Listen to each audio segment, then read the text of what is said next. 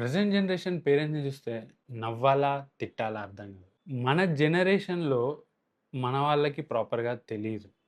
And మన జనరేషన్‌లో foods అనేవి ఇప్పుడున్న ఫుడ్స్ లాగా లేవు. ప్రతిసారి ఇది మంచిది కాదు అని చెప్పారనుకోండి, లేదు మేము తిన్నాం గదా!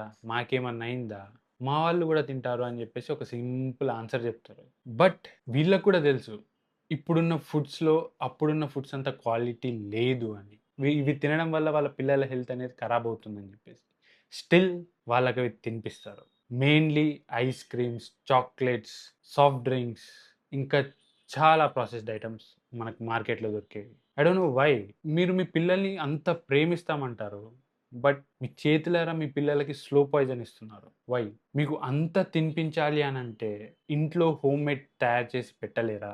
మనకి అన్నీ దొరుకుతున్నాయి ఇప్పుడు మార్కెట్‌లో. ఈజీగా మనం ఇంట్లో ప్రిపేర్ చేసి వాళ్ళకి హెల్తీ ఫుడ్స్ అనేవి తినిపించొచ్చు. బట్ మనకి బద్ధకం. మనం టీవీలు, ఫోన్‌లు చూసుకుంటా కూర్చోవాలి. రైట్. మన పిల్లలని చూసుకోవడం అనేది బద్ధకం మనకి. పబ్లిక్ ముందరే మా పిల్లలు ఇది, మా పిల్లలు అది చెప్పడం. కదా!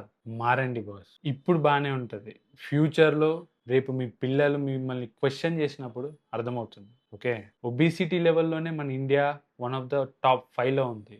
అందులో ప్రెజెంట్ జనరేషన్ వాళ్ళకైతే చెప్పాల్సిన అవసరం లేదు. చిన్న చిన్న పిల్లలకి డయాబెటిస్, ఒబేసిటీ, హైపర్‌టెన్షన్ ఇవన్నొస్తున్నాయి. దేనివల్ల? వీటి వల్ల. మీ పిల్లల ఫ్యూచర్ బావుండాలి అంటే పెద్ద పెద్ద చదువులు చదివించడం గాదు. ఫస్ట్ ఫుడ్ హ్యాబిట్స్ నేర్పించండి. వర్కౌట్స్ ఎంత ఇంపార్టెంటో చెప్పండి. మీరు గూడా చేయండి వాళ్ళతో పాటు. మీ పిల్లల ఫ్యూచర్ మీ చేతుల్లో ఉంది. ఎడ్యుకేషనల్ ఫ్యూచర్ గాదు.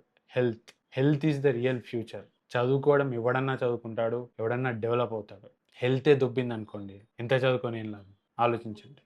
Thank you.